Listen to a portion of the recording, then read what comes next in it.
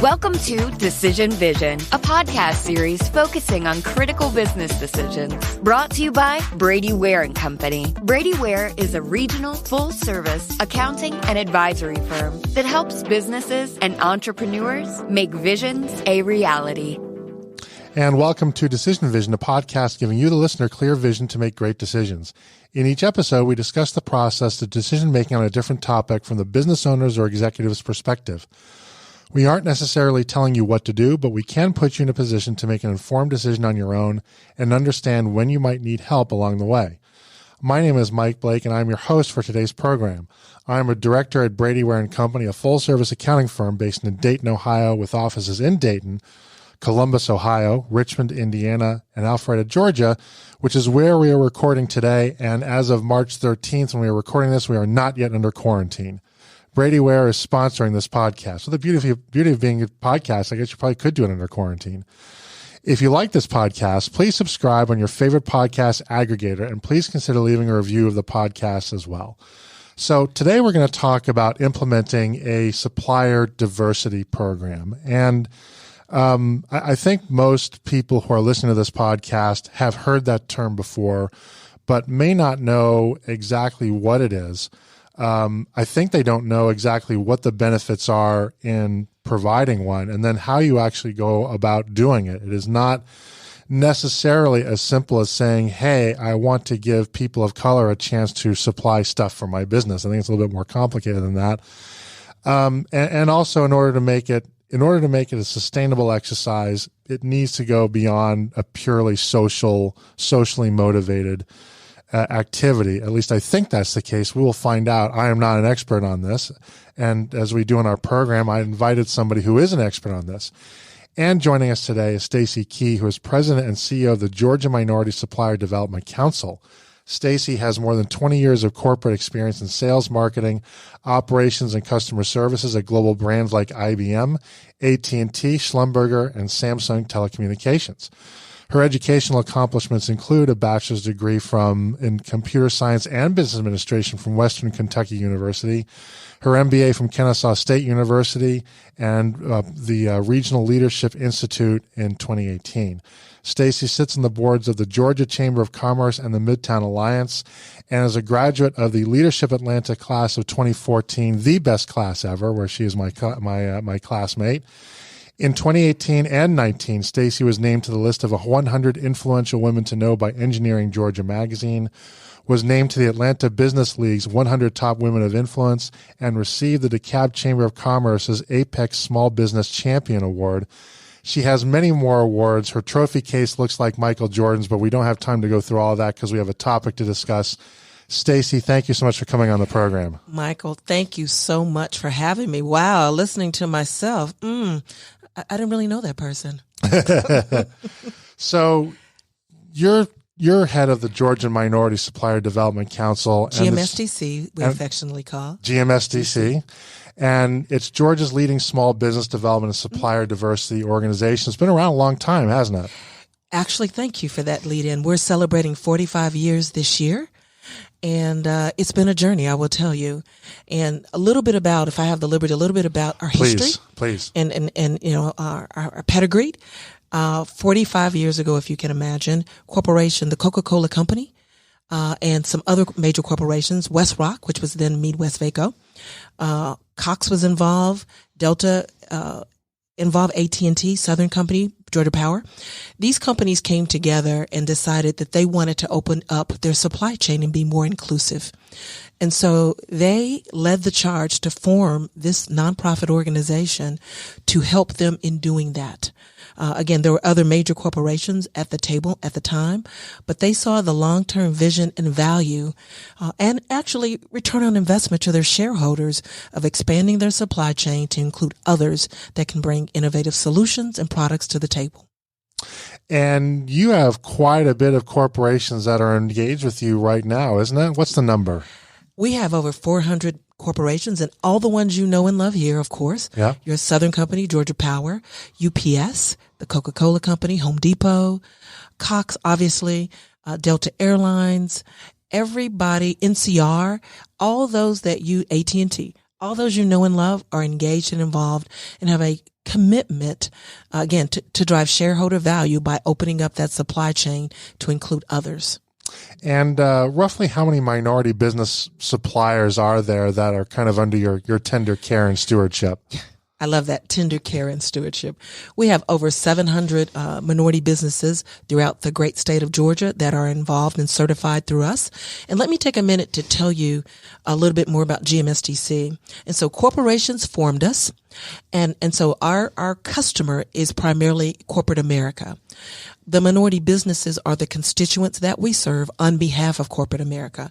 And so the process is that we certify minority businesses. We certify that you are who you are, a minority business, that you own, manage, and control 51% of that business. And we've heard some of those horror stories of companies that are not quite that. Yeah. But I'm in the business of making sure that the suppliers I bring to the table for the Coca-Colas and the UPSs and the Coxes, that they are who they say they are. And I'm in the business of protecting them and their supply chain. So let's go ahead and jump into that then, because I think that's very important.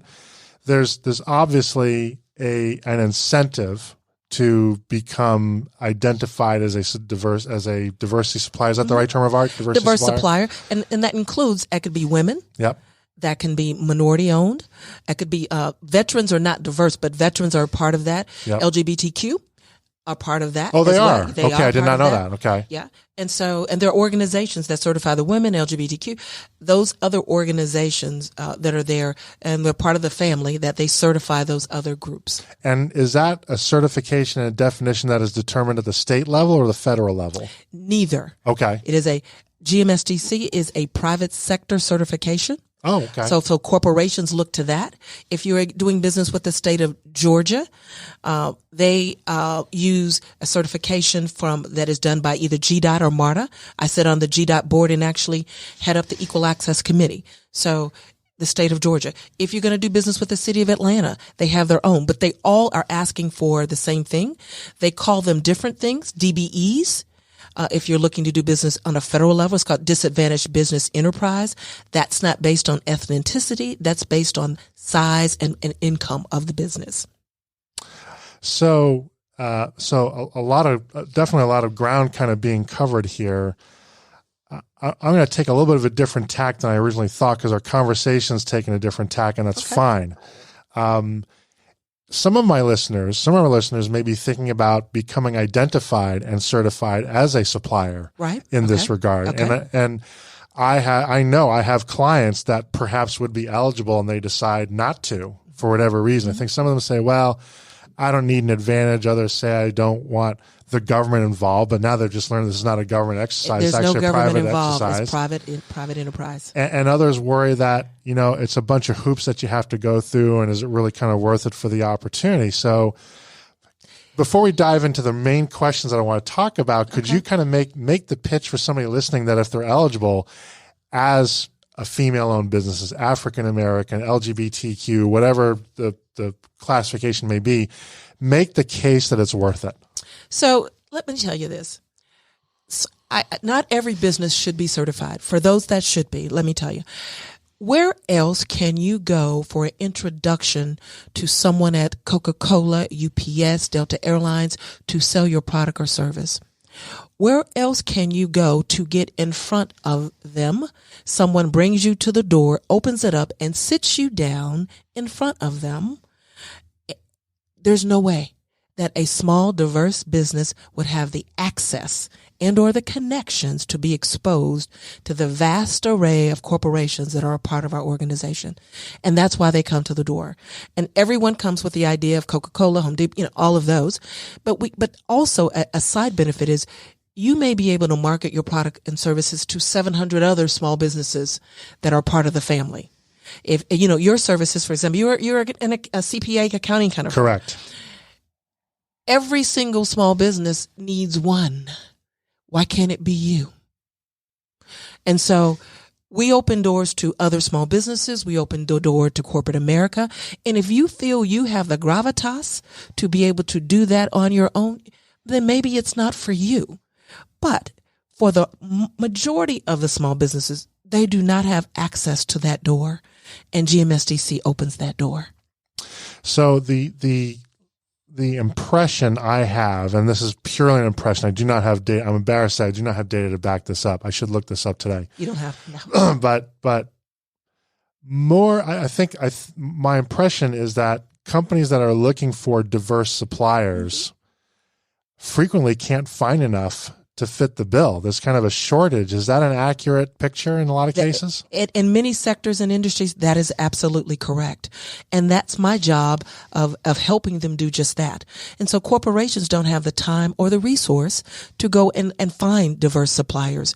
Hence, that's why they become members of GMSDC, because my job is to work on their behalf to do exactly that. So I didn't know this. It's worth underscoring is that not only are you certifying, not only are you advocating, but you're actually walking people in the door to the decision maker, people that have the potential to sign multi-million-dollar contracts. We are connecting them to the supply chain to do business. We are looking for companies that are corporate ready to go to the table with the appropriate products and services. So part of the things that we also do is with our suppliers is make sure you are corporate ready, because I may have the vision that I'm ready, but can I afford to wait 120 days for my invoice? Yeah. I've got to flow cash. Do I have a product or service that corporate America is looking for? If I'm selling widgets, are they looking for more widgets? That's the part of the discussion we have as part of the developing, because we certify, develop, and connect them to corporate supply chains. So you then also serve a vetting role. Absolutely. But it also sounds like if somebody's not ready for prime time, you don't just sort of leave them there. You have a process and a program in place to help them get ready for prime time. Absolutely. Corporate ready. We have developmental programs. In fact, about 10 years ago, we took over the state of Georgia's Mentor Protege program. And that's a program that partners a small business, not a minority business necessarily, but a small business with a major corporation for growth and development and for long-term sustainable growth. So think about if you were a company and you're partnered with UPS for a year. UPS is bringing the vast resources of their company to the table to help you grow. Where else is that happening? Nowhere. Exactly. Certainly not in my world. Look, I'm a white guy. Nobody's giving me that, and that's not a complaint. That's just a reality. But it sounds great. And we have white guys in that program. Yeah. Again, it's about small business. It's not about ethnicity. It's not about income. Income, yes. We're looking for companies that are part of the Mentor Protege that are at least $1 million, but not over $30 million. Okay. And so that's a sweet spot for us to help grow them to the next level. So why does Coca-Cola, why does Delta or Cox care? Why do they feel like a special effort is required, necessary, desirable to diversify their supplier base? Because it brings shareholder value. Do you actually think people would do this just because? No. Because they clearly understand that using diverse suppliers with innovative products and services that they don't currently have access to today brings shareholder value. It drops to the bottom line. That's why they care. And can that translate to a smaller business too? We've talked about sort of brand names, right? Mm-hmm. And although I think it'd be great if Home Depot and Delta are listening to this podcast, I think most of my listeners are a little smaller than that. But you know what? I'm going to send this to them so they have an opportunity to hear this podcast. Well, great. Well, Delta, Home Depot, Cox, welcome aboard. We're glad to have you. Glad to have you. So you're walking me up to them. That's so exactly correct. You just don't. There's no off switch on you, is there? So, but let's take kind of a smaller business now, right? Does this scale downward? Can a smaller business benefit? Are some of the corporate partners with whom you work, are they smaller businesses? Well, and there's a concept we call like tier 2. And so, for example, if I'm a major corporation and I have a relationship with the Coca-Cola company, and so Coca-Cola has a process in place, and most do, that says, Stacey Key Incorporated, and I'm doing business with Coke. Coke also wants me to do business with other small suppliers as well, feeding that supply chain. And so there's an opportunity. I may not be able to be big enough to actually do business with Coca-Cola, But I can do business with a prime that is doing business with Coca-Cola. So downstream, I'm engaging other smaller suppliers. They're not quite as big to do business with me, but they can do business with my prime suppliers. Like in the auto industry, they have Correct. tier 1, tier 2, all that stuff. That's exactly correct. They're a prime industry that's done an outstanding job of feeding that complete supply chain of small businesses and giving them opportunities. And then ultimately I grow up and maybe I can be a prime. Not necessarily, but that potential exists. So you say the diverse supplier base drives shareholder value, and I think I've innovation. Okay. I want to drill into that because I think I've seen the high level case, but candidly, this is not something I've studied in great depth. What are the levers where having a diverse supplier base translates into that higher shareholder value?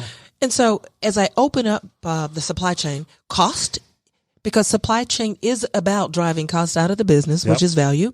And so I may have a select group that I currently do business with that I have not opened up. By opening it up, I have the potential, one, to lower my cost. Through competition, if nothing else. Absolutely.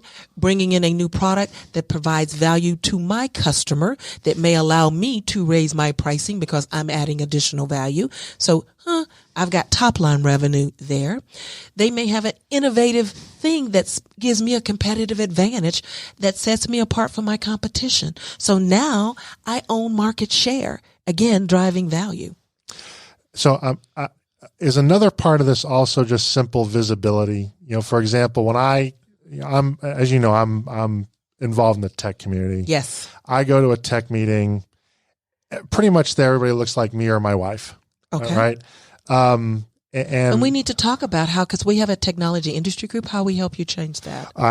Yes, absolutely. And there are others in our class that are interested in that, as you know, and are trying to do what they can as well. But I'm clueless. But the point is that the normal places where if I were looking for a supplier of some technology solution within a diversity driven community, right?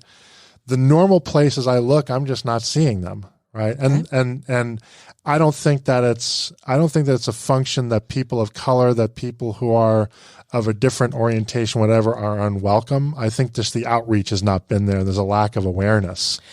I think you're going to see more of a technology focus, because technology is the foundation for many things. For example, we've got a technology industry group, and then we also have transportation and logistics. We also have focus on retail or the movie industry, and a lot of that's focused around technology. And so our technology industry group is going to be the kind of the peach tree. Was it peach, when you call it peach, when the little thing that when you're doing experiments? But our technology group is going to be peach pet. It's going to be the catalyst. Petri dish. Petri dish. That's it. Petri dish. But our technology group is going to be the foundation for all of our industry groups, because it's at the core of what you do. So if there's something innovative that the technology group can do to help the transportation and logistics industry group, is there something that the manufacturing group can help with? That's the key for us. And so I think there's more technology out there that's being developed by people of color. I think getting them access to and exposed to that broader ecosystem is key. I know there's Rodney Sampson, who he's out there. He's working hard around this technology. Boy, is he ever. Yeah, he's working hard. And there's recently online the Russell Innovation Center that's coming online that's got a focus around technology. I was just there 2 weeks ago. So you see it coming, and more you're going to see more of that. And today I've got some phenomenal suppliers that have some great technology today, that they're working on and doing things with corporate America. But there's more to come. So I think there's a pretty compelling case that a diverse supplier base is a good thing to do. Absolutely. And this can scale down. We touched upon this, but I want to make sure, if I myself am the owner of, say, a $20 million business, I can still benefit from this, right? Let me tell you, we have companies that are billion-dollar enterprises. Absolutely. Again, for the Mentor Protege, we do 1 to 30 million. Yeah. And so, yes, if you're 20 million, any business that's interested in growing If you're not interested in growth, then maybe not. But if you're interested in growing that business, I would look at all my options around the business plan to diversify my options. So let's say I'm listening to this now, this program now, and I realize that I would benefit from having a more diverse supplier base. And maybe you even need to partner with a diverse supplier. That's even opens up a whole nother avenue. Well, let's talk about that, because I would like to get into the nuts and bolts of this, right? Right now, I realize I've got a supplier base that is not very diverse. I need to change it. First 2 or 3 steps to implement are what? Well, first of all, if you're a corporation or an entity, you want to develop a policy, something that the whole organization can rally around and be a part of, something that truly reflects the culture of the organization and what you intend to do. So first of all is establishing a policy. Here's what we're going to do. We're going to open up our supply chain. We're going to use diverse suppliers. I need everybody on board. That's my policy. Then you start developing processes around to execute on that. How are suppliers going to know that I'm now excited about this? How do I communicate that to everybody? How do I find diverse suppliers? What areas of my business am I going to have opportunities for suppliers? All of that's the background. And that's where a GMSDC organization, we help corporations come to us every single day to do just that. So a charged word that is associated with diversity suppliers, and frankly, anything where diversity is engaged in business, is the word quota, right? And quota is a very charged word.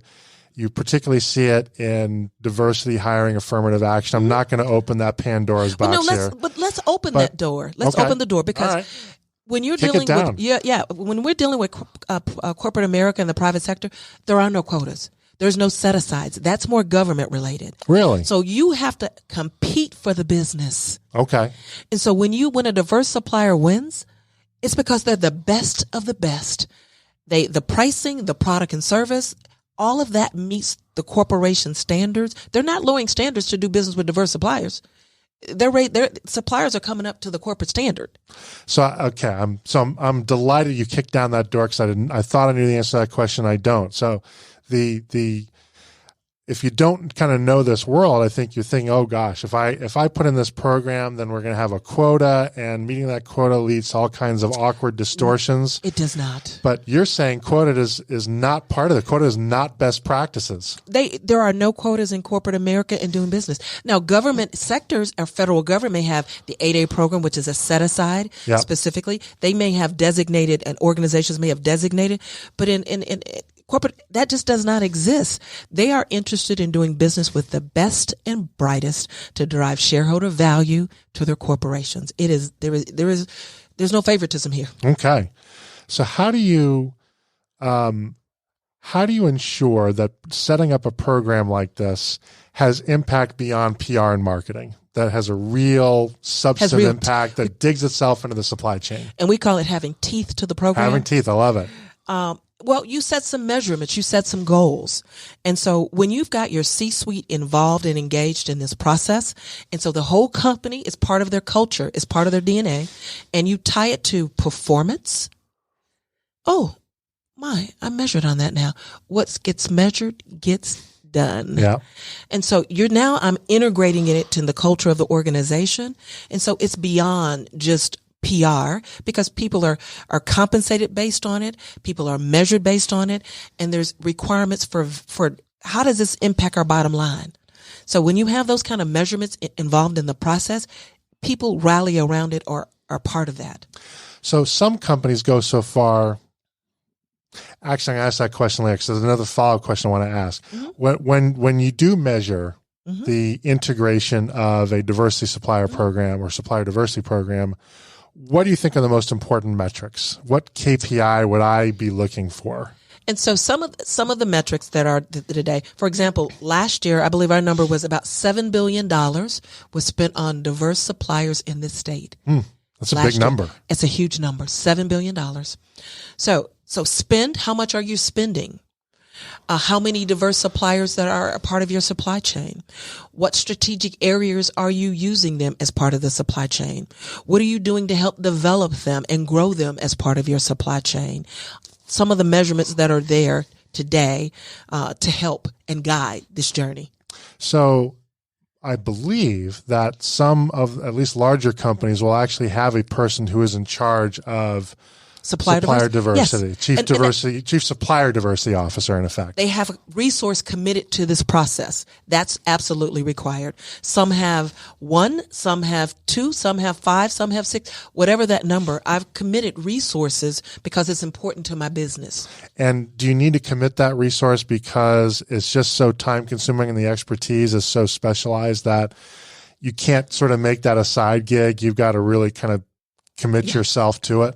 But my personal opinion is that it should not be a side gig. Okay. However, there are people that have that role of supplier diversity, and they may have sourcing, which is they're a buyer as well. So depending on the organization and the timing of when they develop their program, depends on the resources and the commitment. So, I have to imagine that all programs like these are not alike, right? What Delta needs and what Home Depot needs are different. That is correct. The programs are different, and as they should be, the needs of their businesses are unique and should be different. Yes. But they have some common themes across all businesses in terms of their focus and some of the measurements, but the execution could be different based on that individual business. So, can you, this may not be a fair question, but I'm in the business of asking unfair questions. Okay, that's fine. Can you describe common threads that run through most diversity supplier programs? We talk about measurement. That's one. What are some other threads? All of them have a resource, even if it's a shared resource. Okay. Most of them are measuring spend, how much they're actually spending. Okay. Most of them are looking at the quantitative or qualitative parts of it in terms of helping suppliers grow.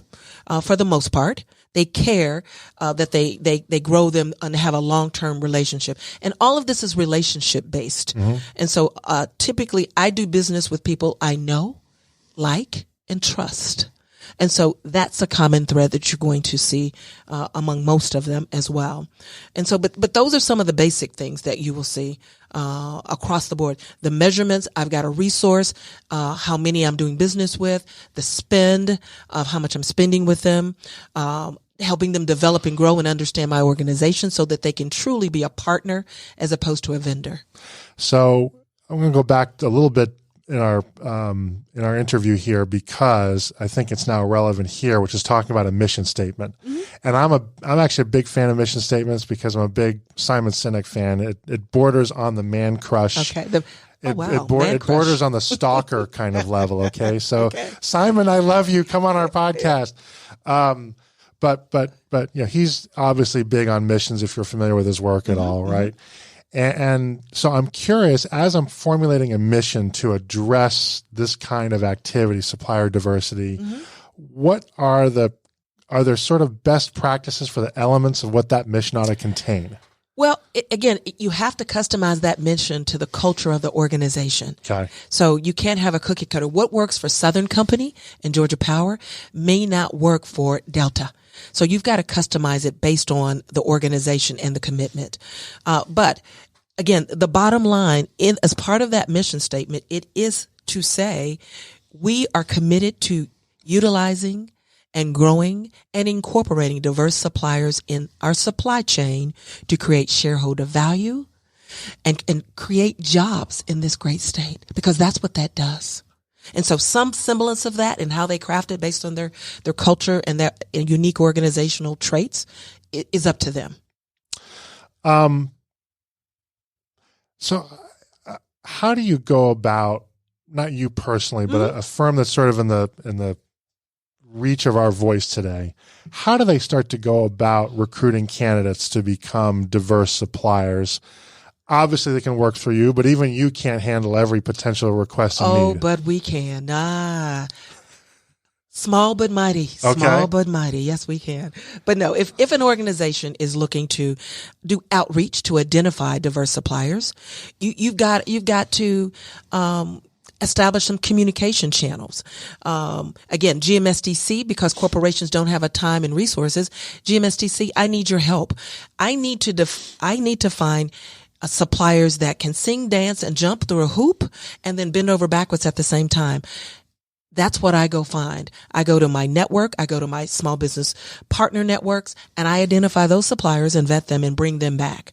Now they can put out communications using all kinds of tools. They can use their individual corporate websites. They can send blast out. They can do all that work, or they can rely on an organization that's our core competency. That's what we do every day, and leverage us to do that. Can you work with out-of-state clients? Well, I am part of a network, a nationwide network across the country of councils. You've got the Chicago Minority Supplier Development Council. You've got the Michigan Supplier. So part of a network. My corporations are not all in Georgia. Okay. For example, Accenture has a large presence here, but they're headquartered in Chicago. And Accenture is one of our key partners. Johnson & Johnson, they're headquartered up on the East Coast. But Procter & Gamble, they may have some distribution channels here, but they're in Ohio. And so we work with corporations all over the country that are interested in having suppliers in this state. But again, I have counterparts across the country that can service them if they've got other interests in other states throughout the country. So, and that's the benefit. You're not a government organization. So although That's your right. name says Georgia, right, that doesn't mean you're necessarily beholden to our state. It says Georgia because I certify, develop, and connect minority businesses in this state.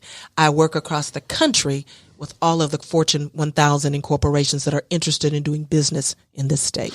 So do companies alongside working with you, do they have their own parallel programs to help identify suppliers? They outreach Absolutely. to other. What are some of the things that they do? Yeah, again, for example, we get requests all the time, but again, just happened this week, Hartsfield-Jackson Airport just held their annual outreach.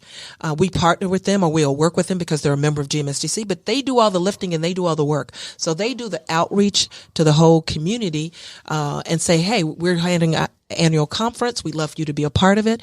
And they do the outreach and invite suppliers in, working through their prime suppliers as well. Okay. So in effect, they have kind of their own captive trade fair, They have I guess. they have their own database of people that they've done business with that want to do business, and they do outreach to those organizations as well. Okay.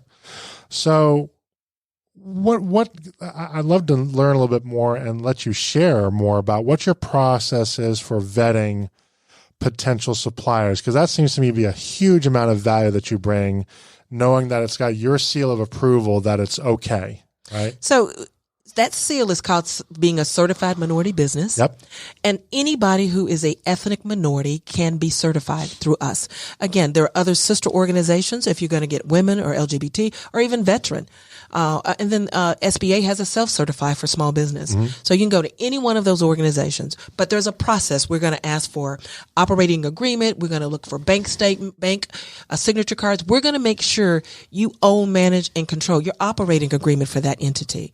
We're asking for a lot of information to make sure we're protecting corporate America and that you are who you say you are for doing business. So you're putting on the rubber glove. That's exactly right. And all the way up, and we're using them. Okay.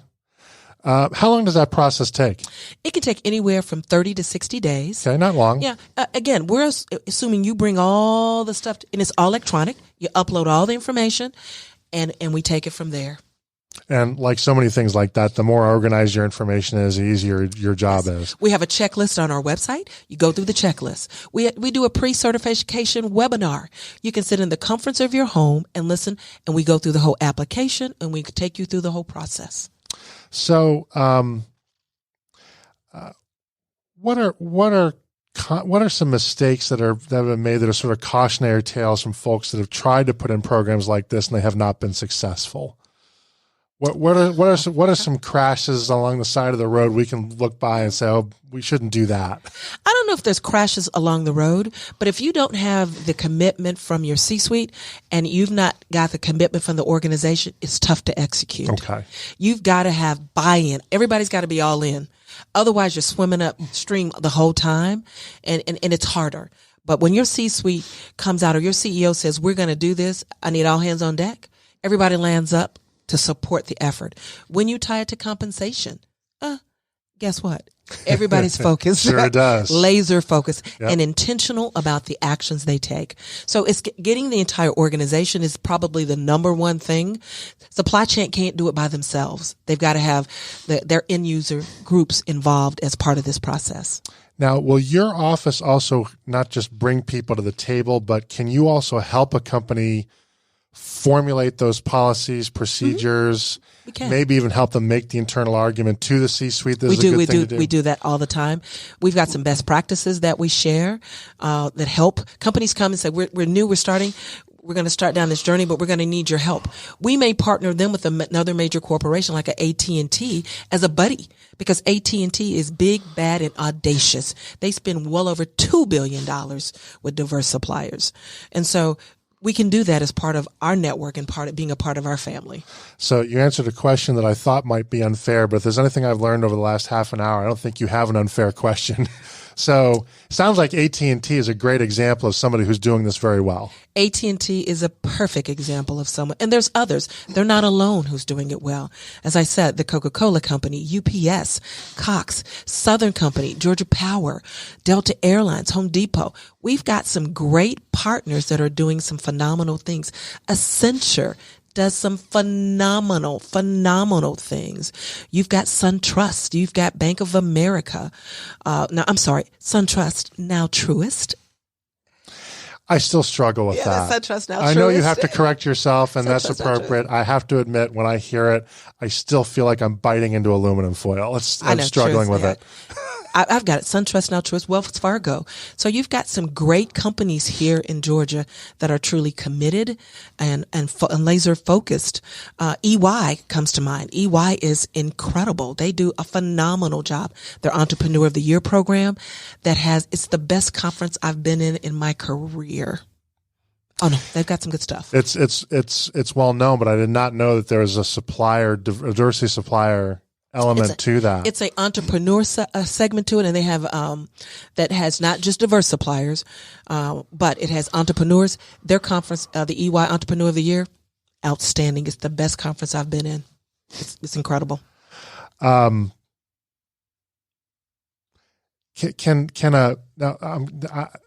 going to go off the script because this is so fascinating to me, and I'm kind of thinking through in real time how can I kind of implement some of this. So, my firm is 65 years old. Wow. We're based in Ohio. And to be perfectly candid, we do not have enough diversity in our company. I don't think that it's a specific thing. In fact, I'm confident it's not. I would not be a shareholder if I thought that were the case.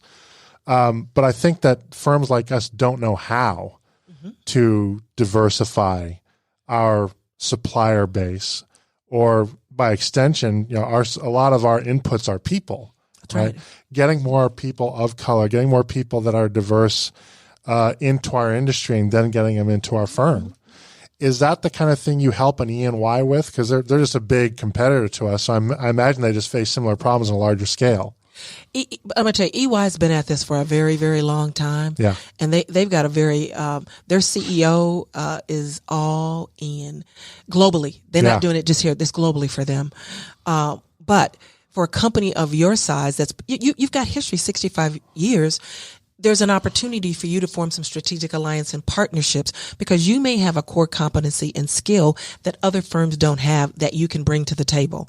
And so in working with another diverse business or businesses, depending on the key pieces of elements of your business, that could make sense for you. So it not only brings suppliers, it brings opportunity for corporations to grow your business by working with corporate America as well.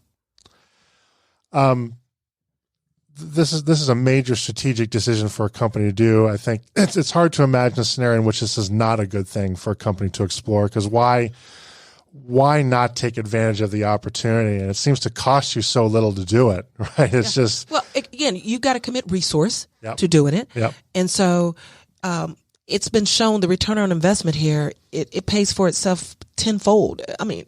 Yeah. How can people contact you to learn more about this? What's the best way for them to reach out to you? I mean, you're kind of shy, I can tell, but maybe we can get you to come out of your shell and talk to them. So you could always go to our website at www.gmsdc.org, or you can call our office. Let me give you a number, 404-589-4929. And again, you can Google us, www.gmsdc.org. Find out all about what we do, how we do it. We've celebrating 45 years of doing just this. This is, I'm telling you, we're creating jobs. I think last year the number was about 55,000 jobs in the state from diverse suppliers. So we're part of this economic engine of this state that's growing this thing. So this train is moving and moving fast. Well, that's a great place to leave it. You want to be on a fast train. You want to be on it and not in front of it. So if you are, give Stacey a call, give her staff a shout. That's going to wrap it up for today's program. I'd like to thank Stacey Key so much for joining us and sharing her expertise with us today. We'll be exploring a new topic each week, so please tune in so that when you're faced with your next executive decision, you have clear vision when making it. If you enjoy these podcasts, please consider leaving a review with your favorite podcast aggregator. It helps people find us so that we can help them. Once again, this is Mike Blake. Our sponsor is Brady Ware & Company, and this has been the Decision Vision Podcast.